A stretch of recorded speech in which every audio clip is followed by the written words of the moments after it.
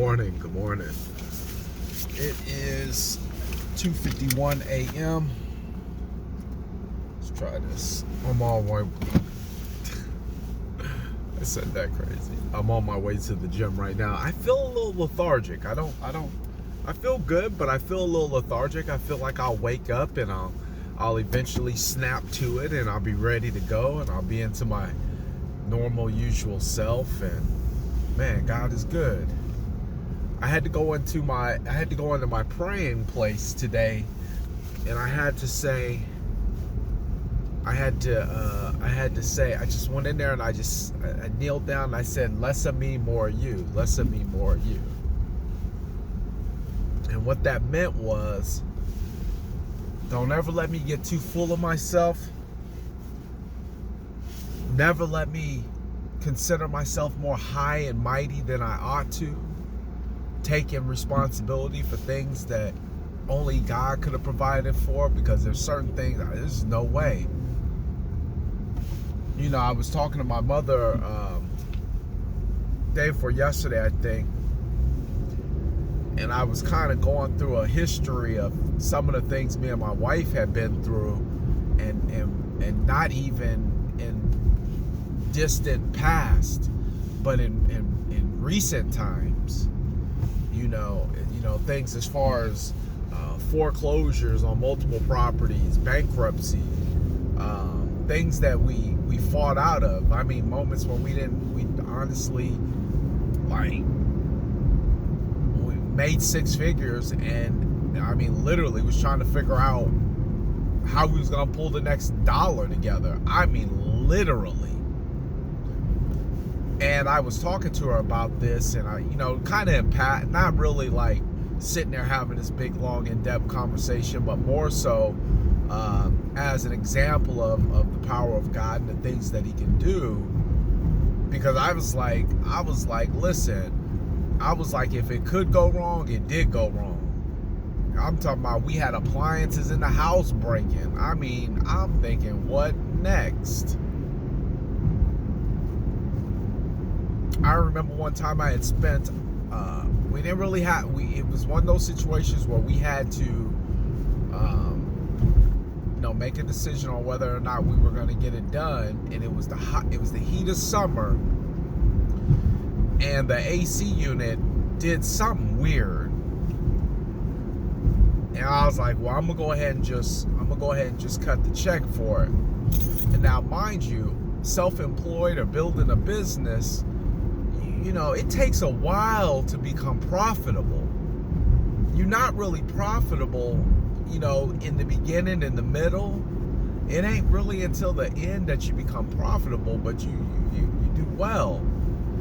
And I remember I was like, well, I'm just going to go ahead and take care of it because, we got kids in the car, and there's, you got to.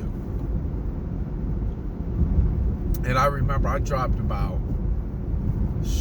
want to say about $1,100, $1,200, and went and picked the car up, paid. And I swear, within about, because I had my kids in the car and I was on my way to pick up my daughter, I would say within the span of maybe 30 minutes after getting the car, I was on the freeway and it just went dead. On the freeway, it just went rush hour, dead. 117 degrees outside, dead. I mean, literally, luckily, growing up, I done did some things, so I know how to ghost ride a whip. I threw it in neutral and ghost riding it down the off-ramp, and because I knew I need to catch that momentum, because nothing on that car was turning on, or I'd have been pushing that bad boy on the freeway. And got to a safe spot, and long story short, come to find out the engine blew out. It's 30 minutes after I done dropped $1,100 on it. Got a brand new AC and compressor and everything in there. Ain't got no engine now.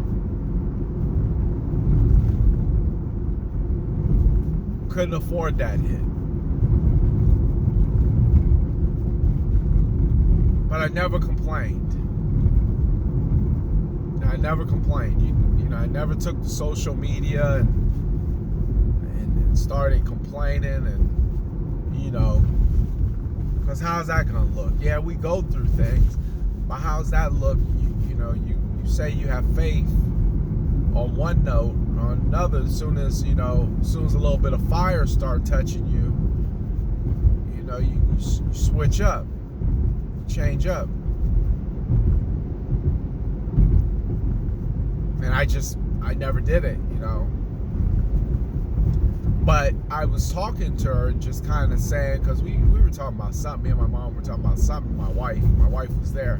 My wife kind of looked like, yeah, I ain't never tell nobody any of this. And I told her, I said, because I was trying to make a point, even when things look at their ultimate worst, and I mean, like, it can't be fixed, it can't be resolved. It's never so bad. It's never so bad. And when you conquer some things and when you get through some things, if you're not mindful of it, you can become very heady. You can get, very full of yourself. And I come across as very cocky. Cocky is a slang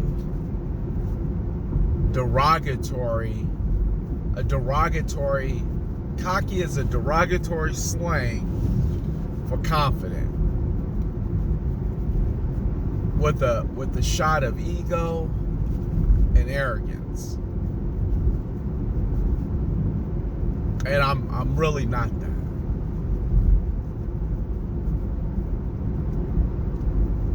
I know that because my compassion for real problems is real. It's real. For people really going through something, it's real. Not people just whining. Not just whining. I'm not really trying to hear my children when they whining. I remember one time I was on the phone. I asked my daughter. I said, I'm on the phone. I need you to stop yelling. I think we were in the car. And she was doing something. I said, listen, stop yelling. She had like a little wand or something. She still brings this up to this day. I threw her wand out the window. I was like, I told you stop talking. I told you I was on the phone. I'm not going back to get it. It's gone. Don't do it again. And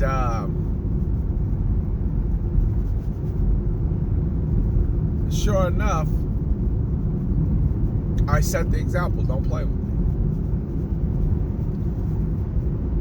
But I say all that to say,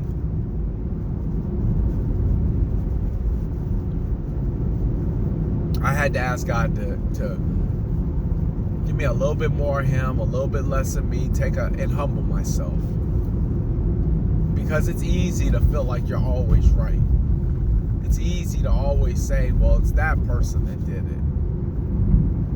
And one thing I've always struggled with, that I'm working on seriously, is to be able to listen, to understand,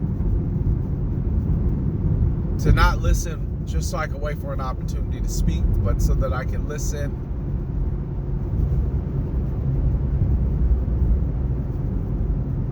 to understand what the other person's saying, feeling.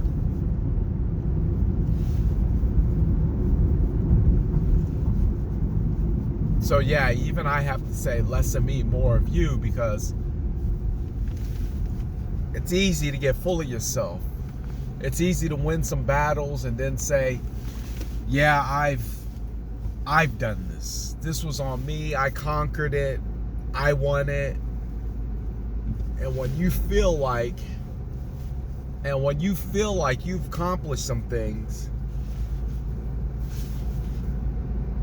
you can start feeling like you're undefeatable. And when it starts being about you or me, then we start taking credit for areas in life where we ain't got no business taking no credit for. at all. I remember I think it was maybe Monday. We have our 12-week journal. And inside of our 12-week journal, I hope I have it on me, there's a section where when we get our body in motion, basically when you're exercising or doing some type of form of exercise, we're supposed to write down what's something that we thought that was noteworthy, and write it down. And I remember, I don't remember, maybe Monday, I think I went to the gym, I ran about 4 miles. I think I went to the gym and ran 4 miles. But I remember, I don't think I was listening to anything in specific, but I remember I was thinking about Michael Jordan. I was thinking about some interviews that people, when they had interviewed other players, basketball players who had played against him. And they had a common thread about Michael Jordan, and the common thread was that Michael Jordan was out there trying to literally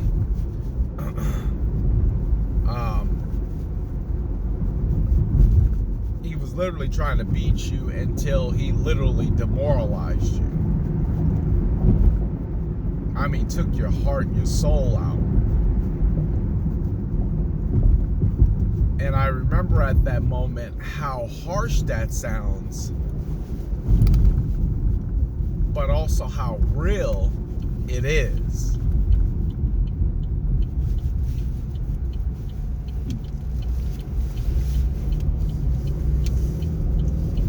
And how you are not playing or doing anything to hurt anybody, but you just have a desire and a calling on your heart so strong that it makes you one relentless individual.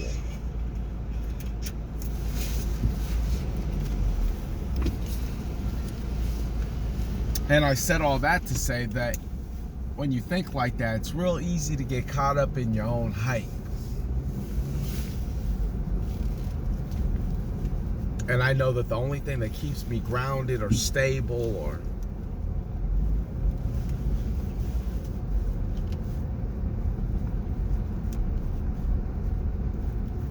ultimately where I need to be is recognizing and understanding that I couldn't have done anything without God.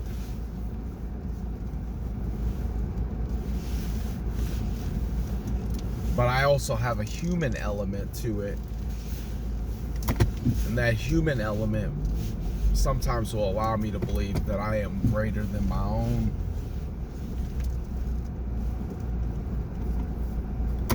own headlines.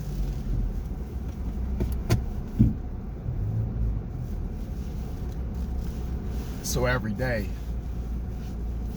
it's less of me, more of you. Because when it's less of me and more of you, then that means I can actually show up without any ego or arrogance. And I don't think I have a whole lot anyways, but it's a very thin line.